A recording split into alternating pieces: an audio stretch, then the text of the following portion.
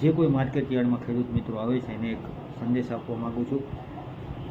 રોજ આપણે 250 વાહન લઈ શકે અને ઉતરાઈ કરી અને હરાજી થાય ને થઈ શકે એવી વ્યવસ્થા માર્કેટ યાર્ડ હળવદમાં અત્યારે હાલ છે.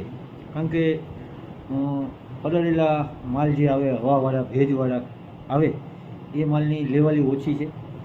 પેન્ડિંગ પર માલ ઘણો રહે છે. એટલે 250 વાહન આવે તો એટલી હરાજી થાય અને માલ નિકાલ થાય તો બીજા દિવસે 250 વાહન આવી શકે. આ બાબત ખૂબ જ ગંભીરતાથી ખેડૂત મિત્રોએ ધ્યાનમાં લેવા જેવી છે. એનું કારણ છે કે 250 વાહનની આવક હોય અને તમે 400 વાહન લઈ લો, 250 વાહન લીધા પછી આપણે નથી લેતા પછી તમે વિનંતી કરો ને જે કંઈ હોય આ કરો ને તોડવું આવે ઓફિસમાં, પછી અમને એવું થાય કે ભાઈ અમે ખેડૂત હેરાન થાય તો લઈ લીધા પછી પરિસ્થિતિ શું થાય છે એ કહેવા માટે હું અહીંયા આવ્યો છું. કે કાલે જે પરિસ્થિતિ બની, 2 દિવસ પહેલાં પણ 250 વાહન લઈ લીધા બાદ ડિસ્ચાર્જ ખેડૂતે હલ્લો કર્યો, પરાણે લેવડાવી દીધા, બીજા દિવસે પીછું બંધ રાખવું પડ્યું. ગઈકાલે પણ એનું જ પુનરાવર્તન કરી 250 વાહન લઈ લીધા. બીજા વાહનમાં ખેડૂત મિત્રોએ ખબર છે કે 250 પછી નથી લેતા, છતાં આવી ગયા પછી 1 દિવસ કે 12 કલાક રાહ જોવાના બદલે હલ્લો કરી ગમે એમ કરી અને આવક લેવા માટેના બધા પ્રયત્નો કર્યા અને અમે ખેડૂત હેરાન ના થાય એટલે પછી આપણે લઈ લીધા પછીની પરિસ્થિતિ શું છે એ તમને જણાવું. કે આજે એની હરાજી કરી 150 વાહન હતા, 11:30 પોણા 12 હરાજી પૂરી થઈ ગઈ. 150 ગઈકાલે 250 વાહનની હરાજી થઈ ગઈ, આજે 150 વાહનની હરાજી થઈ ગઈ. તો આજે 100 વાહન જે ખેડૂત મિત્રો લઈને આવવાના હતા એને આપણે રોકી રાખવા પડ્યા. કોના કારણે?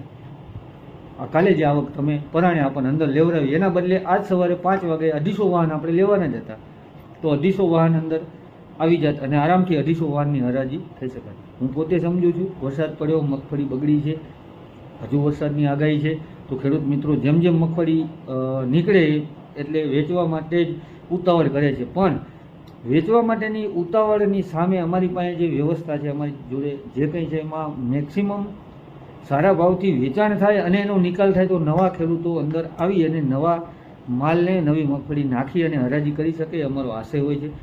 વરસાદની આગાહી ટાઈમે શેડની અંદર ઉતરાઈ થાય, બહાર ઓછો એવો માલ ઉતરે, ઝાઝો ઉતરે નહીં. જો વરસાદ આવે તો બગડે, તો એની પણ તકેદારી રાખવાનો અમે પ્રયત્ન કરતા હોઈએ છીએ. ખાલી 40 વ્યક્તિના અંદર આવવાના સ્વાર્થના કારણે કહેવાય નહીં પણ એ જાતનો સ્વાર્થ હું હોય તો મને પણ હોય, બહાર ઊભો હોય તો એના કારણે બીજા 200 જણાની મગફળી વેચવામાં રહી જાય છે. આ મારો મત છે, બરાબર. તો ખેડૂત મિત્રોને મારી એક વિનંતી છે કે તમે ભલે અંદર આવવા માટે રજૂઆત કરતા હોય, અમે લઈ લેતા હોય, બરાબર. આજે કંઈ કહું છું એની અંદર કંઈ ખોટું લગાડવાની વસ્તુ નથી, વાસ્તવિકતા કહું છું. તમે જે કંઈ કરો છો અમારા આયોજન ઉપર તમે ભરોસો રાખો, બરાબર. વખાણ ના કરો તો કંઈ નહીં, પણ થોડી કદર તો તમારે કરવી જોઈએ. સતત તમારા માટે અમે આ કરીએ છીએ, પછી કાલે જે કંઈ શબ્દો તમે વાપરતા હતા કંઈ વાંધો નહીં, બધાને અધિકાર છે. 2 જણા એવા હોય તો આપણે બધાને એવી રીતે ના કરાય. આજે એક હું તમને પાકો સંદેશ આપું છું કે અત્યારે 150 વાહન મગફળીના આવી ગયા છે, લાઇનમાં ઊભા છે. કાલે સવારે 5 વાગે આવક લેવાની છે, તેના માટે 150 ટોકન અમારા સિક્યુરિટી દ્વારા વાહનોને આપી દીધેલા છે. હવે 100 વાહનોને ટોકન આપવામાં આવશે. 251મું ટોકન કોઈને પણ આપવાનું થતું નથી. આ હું તમને સ્પષ્ટ કહું છું. પછી તમે અહીં અંદર અરજી કરશો કે વિનંતી કરશો કે જે કરો, કારણ કે પરમ દિવસે રજા છે એટલે મારી પાસે કોઈ પણ કાલે 250 ઉપર વાહન લઈ અને ઉતરાઈ કરવાની કોઈ પણ જગ્યા યાર્ડની અંદર નથી. કારણ કે કાલે ઉતરા થયા પછી પરમ દિવસે પહેલા દિવસે 9 વાગે હરાજી થાય, એવી રીતે માલ ખુલ્લામાં રાખી જવું જોખમકારક છે. એટલે દરેક ખેડૂત મિત્રો કમિશન એજન્ટને પૂછો લાવીએ કે ના લાવીએ, અને ના લાવવા હોય તો 100 વાહન થઈ ગયા છે, જલ્દીથી પહોંચી શકે એવું હોય તો 100 ટોકન બાકી છે, તમે સમયસર પહોંચી જજો. અને 250 પૂરા થઈ જાય એ પછી તમે બીજું કંઈ જ વિચાર્યા વગર તમે વાહન કાલનો દિવસ માટે તો તમે પાછું જ લઈ જજો, બરાબર. હું કહું છું કારણ કે એના માટેની વ્યવસ્થા નથી. કરવાથી પછી તમારા કરવાથી અમે કરી રહીએ છીએ, પણ એને કર્યા પછી તમારા માલને અંદર લીધા પછી આજે 100-150 ખેડૂતના વધારે આવક થઈ શકે અને હરાજી થઈ શકે એવી પરિસ્થિતિ હતી, પણ કાલનો જે કંઈ દેકારો થયો એની અંદર આ વસ્તુ શક્ય ના બની.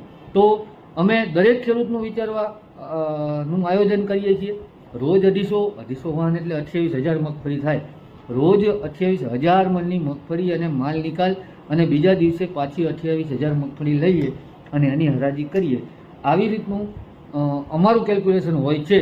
પણ છેલ્લા અઠવાડિયાથી એક જ દિવસ 27,000 મણની હરાજી થઈ અને બીજા દિવસે ગમે એમ આવક બંધ કરીને 10-15,000 મણની હરાજી થાય છે. એટલે 10-12,000 મણ ખેડૂતો મગફળી વેચવામાં વંચિત રહી જાય છે. એનું કારણ એક જ હોય છે કે જે કંઈ 30-40 લોકો બહાર રહી ગયા છે એને ગમે એમ કરીને અંદર આવવા માટે આ હોય છે. આ વાસ્તવિકતા છે. કદાચ કોઈ ખોટું લાગે તો એવું નથી, વાસ્તવિકતાનો સ્વીકાર કરવો પડે.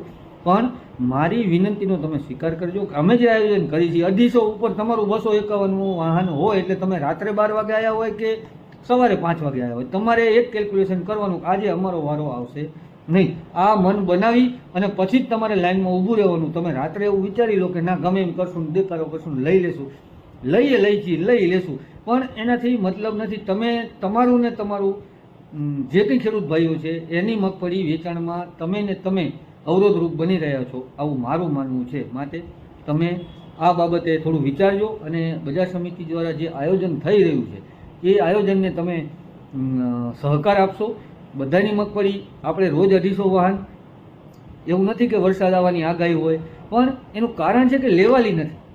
જ્યારે લેવાલી ના હોય અને મગફળી અંદર ઉતરી જાય ત્યારે તમે સમજો છો કે 2-3 દિવસ ખેડૂતની પેન્ડિંગ થતાં વળી પાછું પીઠું બંધ રાખવાની, આપણે મગફળીની આવક બંધ રાખવાની આપણી ફરજ પડે. એટલે દરેક મિત્રોને મારી 2 હાથ જોડીને વિનંતી છે કે અમારા જે મેસેજ આવે એને અનુસરજો અને એ પ્રમાણે ચાલશો તો બધી મગફળીનો આપણે રોજબરોજ નિકાલ કરવાનો છે. કાલ લેવાલી વધે અને 300 થી 400 વાહન જો વેપારી લેવા માટે તૈયાર હોય અને લેવાલી વધશે તો મને ખબર પડે જ છે, હું આપોઆપ તમારા બધા વાહન અંદર લઈ જ લેવાનો છું, બરાબર.